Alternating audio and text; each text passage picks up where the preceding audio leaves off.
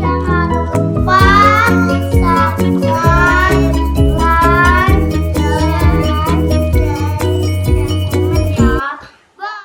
Assalamualaikum warahmatullahi wabarakatuh. Kita berjumpa lagi dalam materi teori sastra.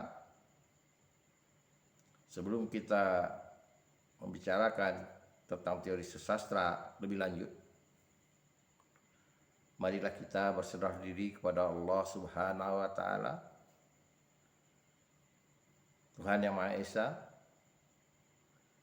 yang Maha Rahman dan Maha Rahim. Semoga kita selalu diberi hidayah dan petunjuk agar kita jadi umat yang benar, yang selalu takut dan mengamalkan ajaran-ajaran yang diberikan oleh beliau melalui wahyu yang disampaikan oleh Rasulullah SAW, Muhammad Nabiullah wa Rasulullah. Selawat dan salam kita aturkan kepada Nabi besar Muhammad SAW yang sangat berjasa memberikan kecerdasan umat manusia untuk berpikir dengan menyempurnakan akhlakul karimah. Tanpa akhlak, mungkin umat manusia akan mempunyai pikiran yang liar, tidak ada yang mengontrol. Nah, dengan akhlak itulah kita dapat mengontrol diri, mana yang patut, mana yang pantas. Saudara-saudara sekalian, kalau pada perkuliahan dahulu kita sudah melihat atau memperbincangkan karya susastra itu dibagi atas dua bahagian besar, yaitu ada karya prosa dan ada karya puisi. Dan karya prosa itu dapat kita bagi ada karya fiksi dan ada karya non-fiksi. Sedangkan karya puisi itu kita sudah menyinggung, ada puisi yang berpola dan ada puisi yang tidak berpola. Dalam teori sastra juga kita mengenal ada namanya puisi lama dan ada namanya puisi baru.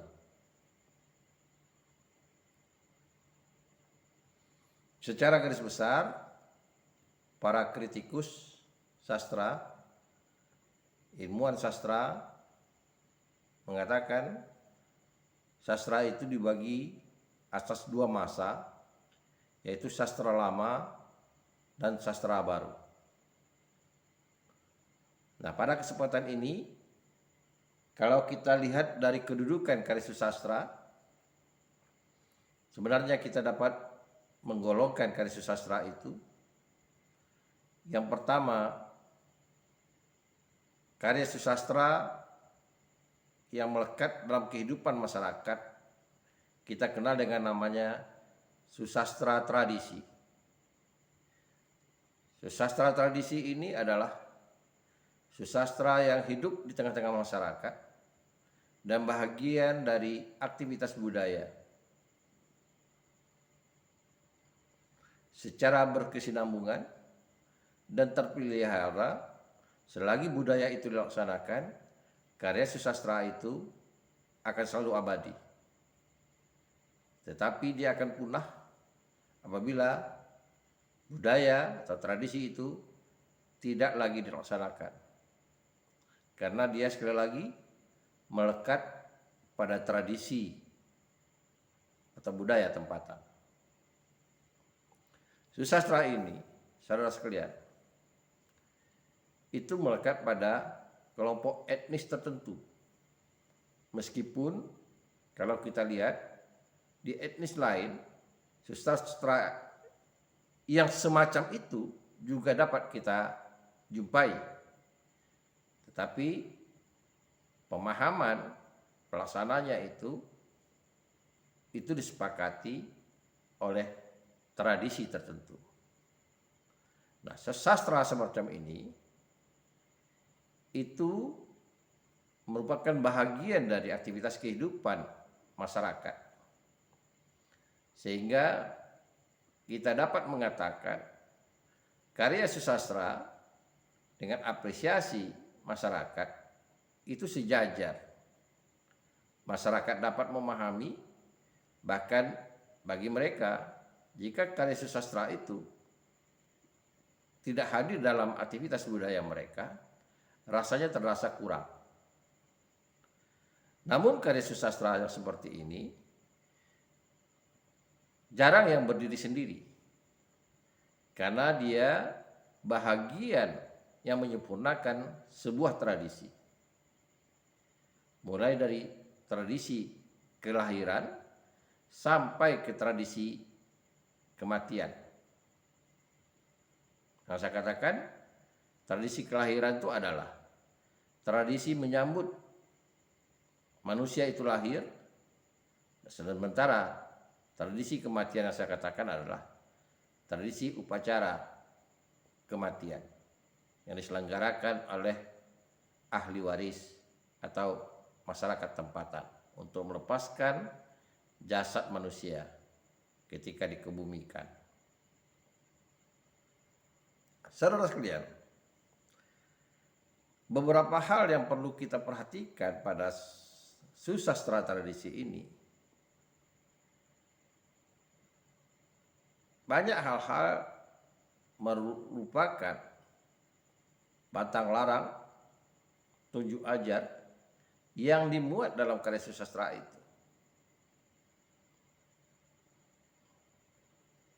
Dari sinilah masyarakat diwariskan oleh tradisi dengan media susastra. Pesan-pesan yang dapat dipahami sebagai amanat untuk mewariskan budaya tempatan. Misalnya, tradisi potong rambut atau tradisi turun mandi. Ada juga mengatakan tradisi turun tanah. Dalam Islam, kita mengenal upacara kekah. Seorang bayi yang baru dilahirkan pada usia 21 hari itu selalu diadakan kekah, baik itu bayi laki-laki maupun bayi perempuan. Jadi kekah atau akikah. Saudara sekalian, dalam tradisi masyarakat Melayu, upacara itu selalu dilengkapi dengan atau diiringi dengan upacara lainnya yang kita kenal dengan upacara potong rambut atau upacara turun tanah atau upacara turun mandi. Dalam tradisi kita mengenal ada dua model komunikasi, yaitu komunikasi nonverbal dan komunikasi verbal.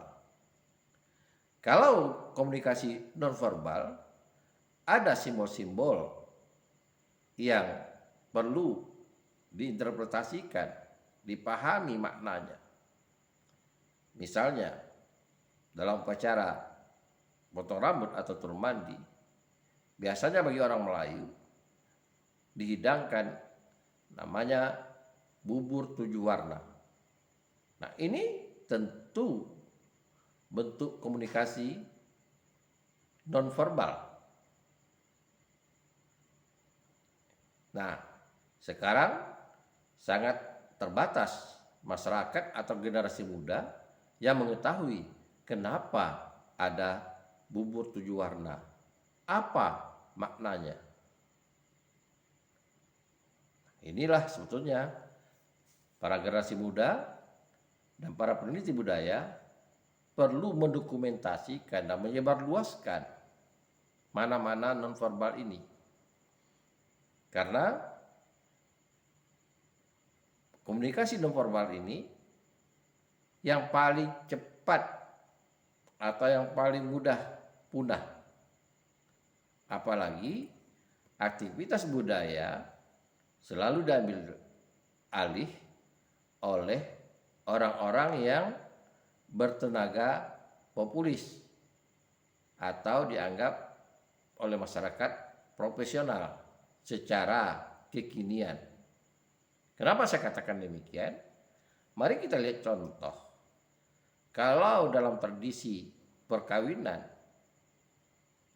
masyarakat Melayu mengenal namanya penghias pengantin itu namanya ma'andam.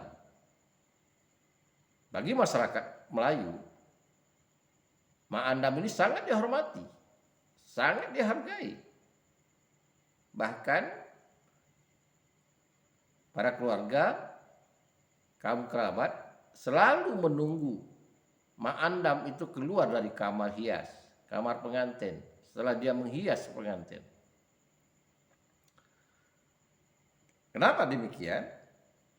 Ma'andam tidak perlu dia bicara atau menceritakan kondisi calon pengantin.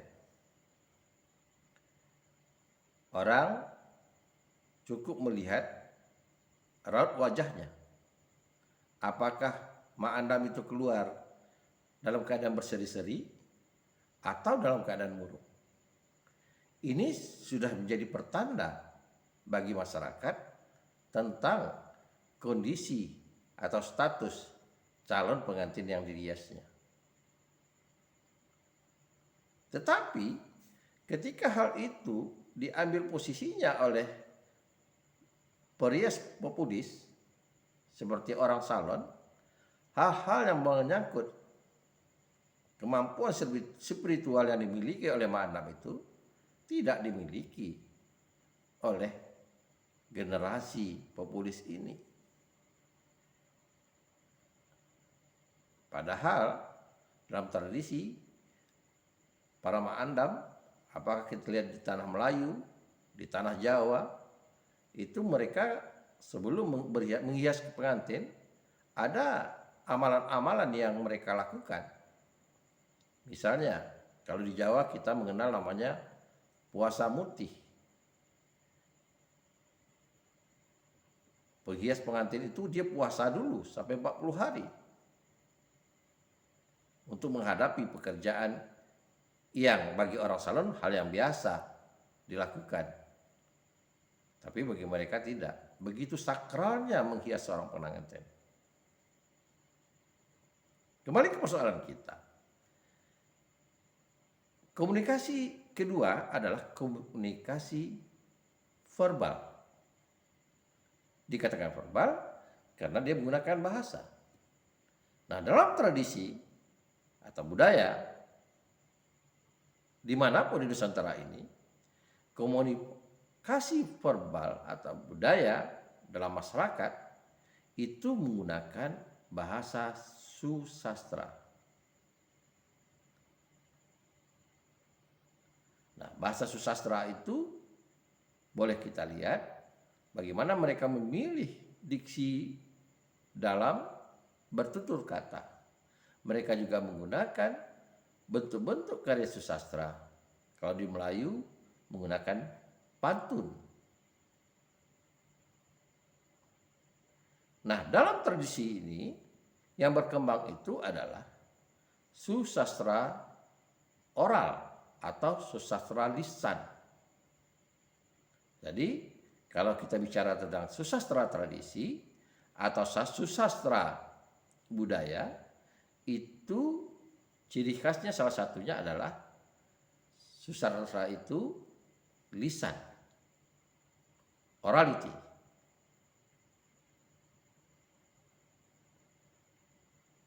Kemudian penggubahnya tidak pernah mencantumkan namanya. Karena orality, lisan, bisa saja bentuk komunikasi itu meskipun isinya sama, tapi kemasannya berbeda. Misalnya, dalam membuka tabir, upacara membuka tabir di rumah pengantin perempuan.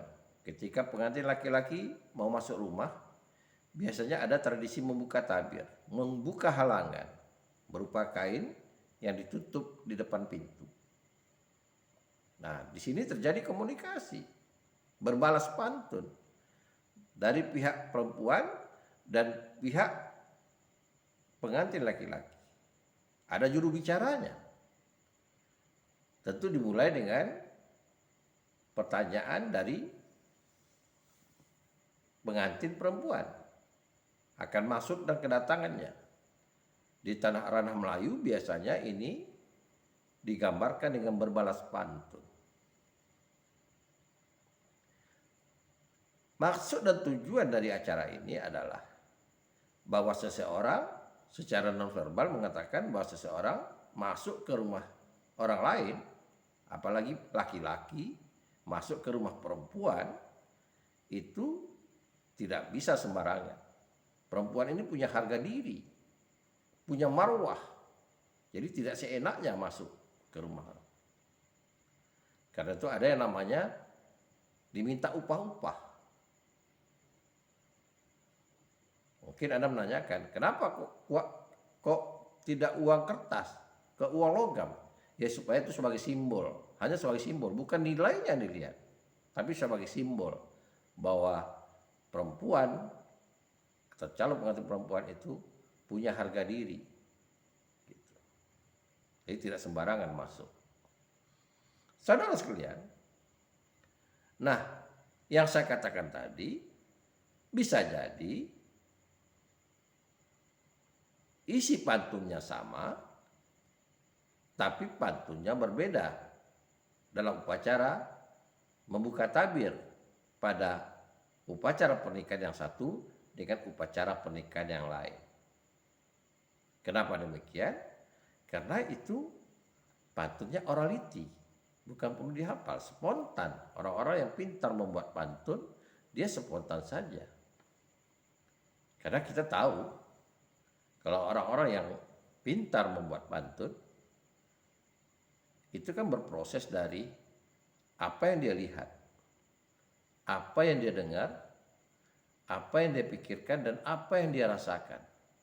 Itu dimulainya membuat sampiran. Kalau yang dia pikirkan sejenis buah, apakah buah manggis, buah mangga, buah rambai, buah pelasan, itu akan dijadikannya sebagai sampiran. Dan itu tidak ada larangan. Karena kita tahu pantun itu bisa dibangun sampirannya itu dari alam. ya, dari tumbuh-tumbuhan, hewan, yang menyebutkan hewan, menyebutkan kondisi alam, geografis dan sebagainya. Dan itu sah-sah saja.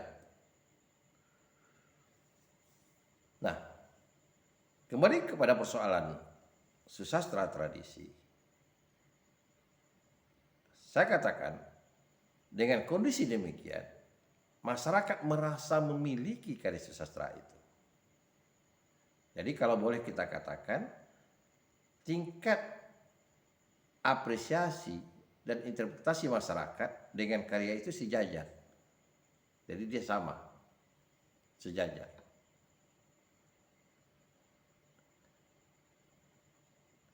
Dan masyarakat selalu menikmati, selalu mudah menginterpretasi susastra tradisi.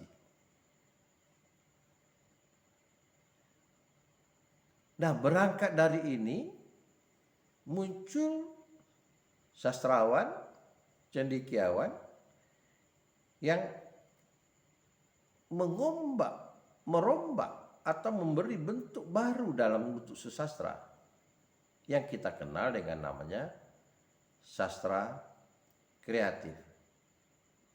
Boleh jadi karya susastra itu masuk dari luar, diadaptasi dengan tradisi yang ada pada kita. Misalnya, kalau di dalam sastra tradisi kita mengenal adanya 7 ajar, yang dulu orang tidak tahu polanya apa, masuk pengaruh dari luar, kita mengenal adanya gurindam. Mari kita lihat. Dalam susastra tradisi, kalau kita membaca buku Pak Tenas Effendi, ada yang berbunyi seperti ini. Apa tanda Melayu jati? Kepada ibu bapa ia mengabdi. Mari kita lihat 2 baris. Nah, ini tidak bisa kita pungkiri sama polanya dengan gurindam. Tetapi perlu diketahui, tunjuk ajar Melayu itu orality. Sementara gurindam bukan orality. Literasinya itu literasi tulis.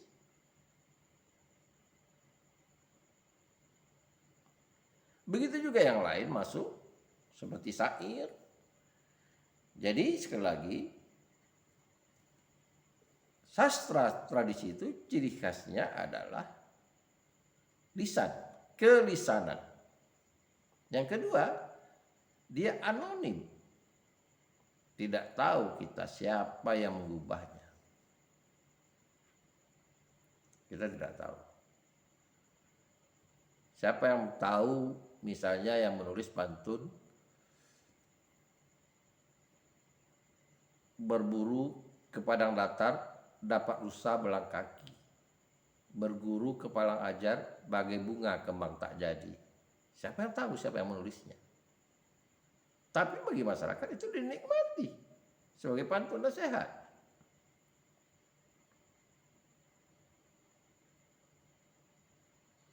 Asam kadis, asam gelugur, si 3 asam si riang-riang, menangis mayat di pintu kubur, mengingat diri tidak sembahyang. Pantun nasihat yang berkaitan dengan anjuran melaksanakan ibadah. Nah, ini yang saya katakan dengan susastra tradisi. Saudara sekalian,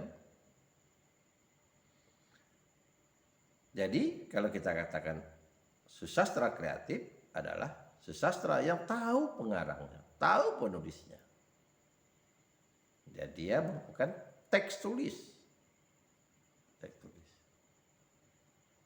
Kalau tadi kita memberikan contoh dalam bidang puisi, bagaimana pula dalam bidang prosa, fiksi? Prosapis ini luar biasa banyaknya. Cerita-cerita rakyat, cerita-cerita tentang asal-usul sebuah daerah, itu sastra tradisi.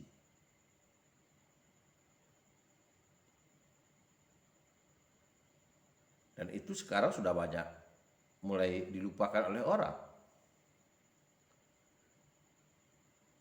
Tidak banyak yang tahu tentang cerita Putri Kacamayang misalnya, Putri Jujung Buih misalnya. Itu tidak banyak yang tahu lagi cerita ini di kalangan anak-anak sekolah. Oleh karena itu kalau kita ingin melestarikan, mari kita dokumentasikan dan mari kita sosialisasikan, terutama kepada kalangan pendidik. Mari kita dirikan tempat-tempat bacaan rakyat, sehingga dengan memuat atau menyebarkan sastra-sastra tradisi itu, dia akan lestari. Meskipun tidak lagi dilakukan upacara, tapi paling tidak terdokumentasi bahwa upacara itu pernah ada, bahwa susastra itu pernah ada.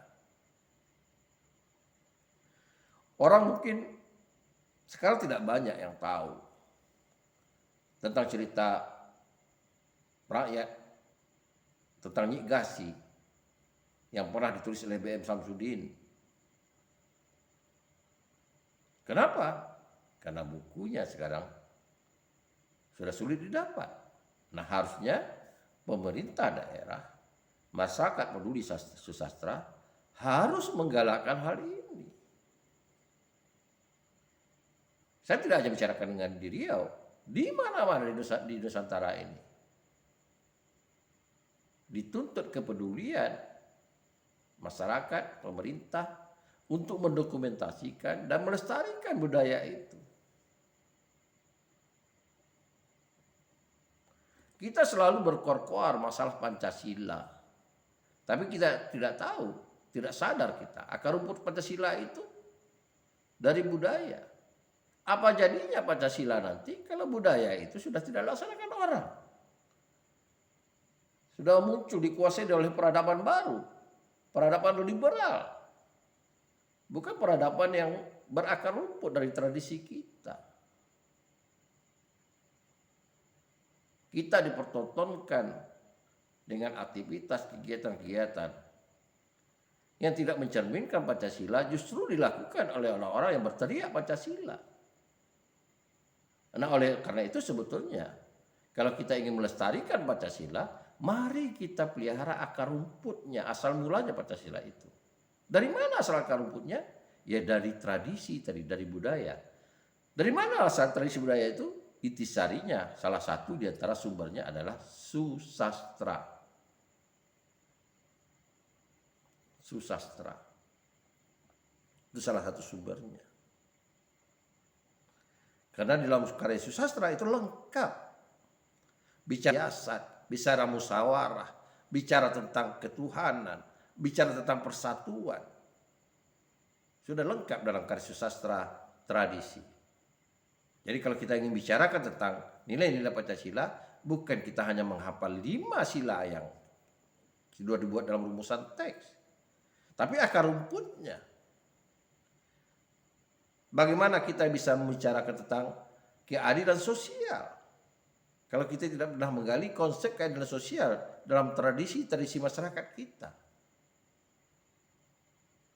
Bagaimana kita bicara tentang persatuan kalau kita tidak bisa menggali konsep persatuan yang ada dalam tradisi masyarakat kita?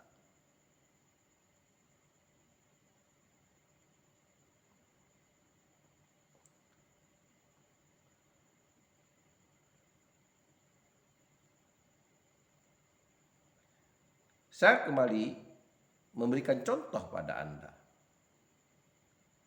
Bagaimana dalam tradisi kita sebuah ungkapan yang sangat cantik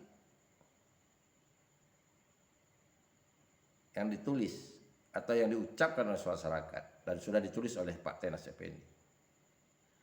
Elok kampung tolong menolong. Elok negeri beri memberi. Ungkapan yang luar biasa.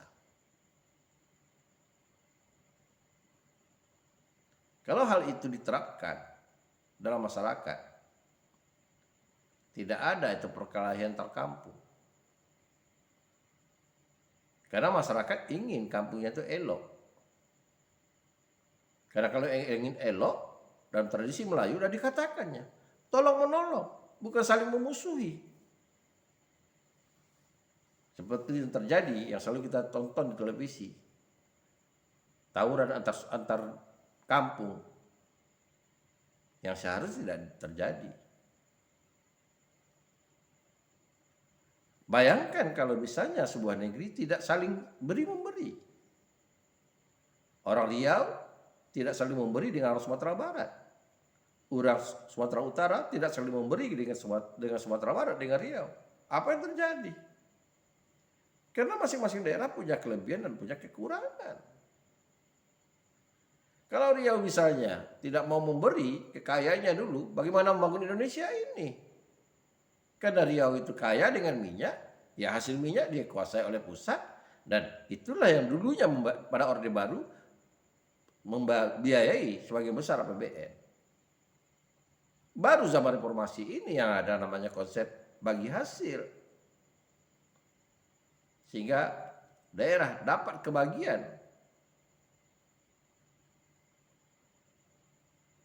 Nah ini dikatakan kenapa kita perlu belajar sastra tradisi itu. Di dalam sastra tradisi itu luar biasa konsep-konsepnya.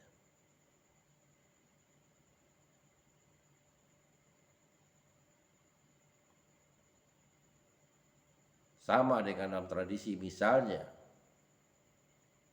kalau dikatakan berapa luasnya wilayah suku Sakai, tidak ada. Bisa kita lihat di peta BPN wilayahnya. Tapi dalam tradisi dikatakan luasnya itu atau panjangnya itu 7 hari kuda berlari. Anda bayangkan 7 hari kuda berlari berapa luasnya? Lalu kondisi sekarang bagaimana orang suku Sakai? Kenapa? Orang tidak memahami bagaimana membangun dengan benar. Karena membangun itu tidak mempertimbangkan tradisi. Orang terkadang membangun itu melihat peta di meja saja, tapi tidak melihat di lapangan. Sehingga apa yang terjadi? Tradisi-tradisi itu perlahan-lahan punah sesastranya. Saya beri contoh. Ketika satu perusahaan di Riau ini menganggap bahwa hutan belantara itu tidak ada yang punya. Malah hutan itu hutan wilayah. Yang ada pohon sialang, tempat masyarakat mengambil madu.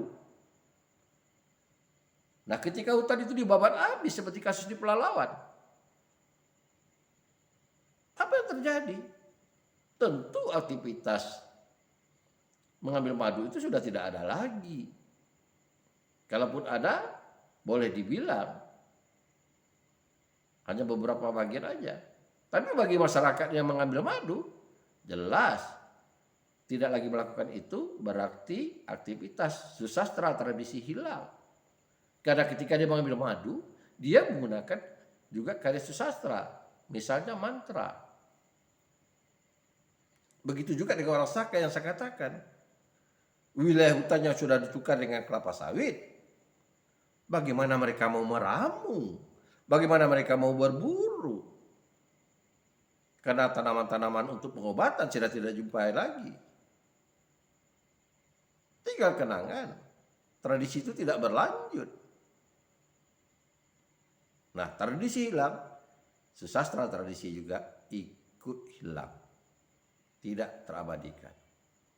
Kecuali kalau ada aktivitas, sebuah penelitian atau upaya mendokumentasikan tradisi itu. Begitu pentingnya sastra tradisi. Nah, tipe loncatan. Saya katakan pertama sekali, masuk susastra dari luar. Yang kita katakan susastra kreatif. Kenapa kreatif? Pertama tadi saya katakan ada penulisnya. Yang kedua, awal mulanya karya sastra dari luar itu beriringan, sejalan dengan masuknya paham agama. Jadi aktivitas budayanya juga melengkapi atau menjadi bunga-bunga aktivitas religius. Pada konsep ini, karya sastra masih dapat diterima karena bagian dari itu. Kalau di Islam ada hari-hari besar misalnya, apakah Maulid Nabi, Isra Mi'raj yang dirayakan oleh umat yang beragama Islam. Di situ sebagai hiburannya selalu dikumandangkan karya-karya sastra, baik untuk dilombakan atau untuk dinikmati. Kita selalu mendengar kumandang lagu-lagu yang dari Arab. Mungkin sebagian orang tidak tahu artinya. Misalnya lagu Tola'al badru alaina min sadil watil wado. Nah itu kan dari aktivitas-aktivitas kegiatan mengiringi bunga-bunga dari aktivitas keagamaan. Ya Nabi salamu alaih. Walaupun itu berbahasa Arab ya. Ya Rasul salamu alaih. Nah, yang berkaitan beriringan dengan itu muncullah gurinda, muncullah syair. Sebetulnya itu betul-betul karya baru yang masuk dari luar memperkaya khasanah sastra Indonesia. Dan itu kategorinya karya-karya kreatif. Nah, karya-karya kreatif ini ada kalanya nanti berubah posisi menjadi karya-karya tradisi. Karena dia sudah melengkapi atau menyempurnakan tradisi. Kita tahu bahwa tradisi itu dinamis. Masyarakat dengan kesepakatan tidak perlu musyawarah barangkali. Ada yang melakukan dan mereka itu menganggap itu indah, mereka akan meniru. Dan jadilah sebuah tradisi dalam aktivitas kehidupan mereka. Semakin luas, semakin terbuka masyarakat kita, semakin maju, semakin berkembang cakrawala pemikiran para cendekiawan kita, dan semakin mereka yang mengotak-atik karya sastra, semakin mereka melihat tradisi yang berlaku, dan mereka ingin mengoreksi budaya yang ada. Bermunculan karya-karya kreatif. Kalau kayak tradisi kita tahu misalnya ada fabel, ada epos, ada legenda dan sebagainya dalam karya prosa fiksi yang berkembang di masyarakat. Nah, dalam karya kreasi ini muncullah yang namanya roman. Roman pada mulanya mengambil bentuk-bentuk sastra tradisi sebagai sumber inspirasi. Kenapa? Dia ingin membumikan juga karya-karya kreasi itu agar dapat diterima oleh masyarakat. Karena jika masyarakat itu peduli dengan karya sastra itu, mudah bagi mereka menyampaikan ide-ide atau gagasan-gagasan baru. Yang dua kemungkinan diterima atau kemungkinan ditolak oleh masyarakat.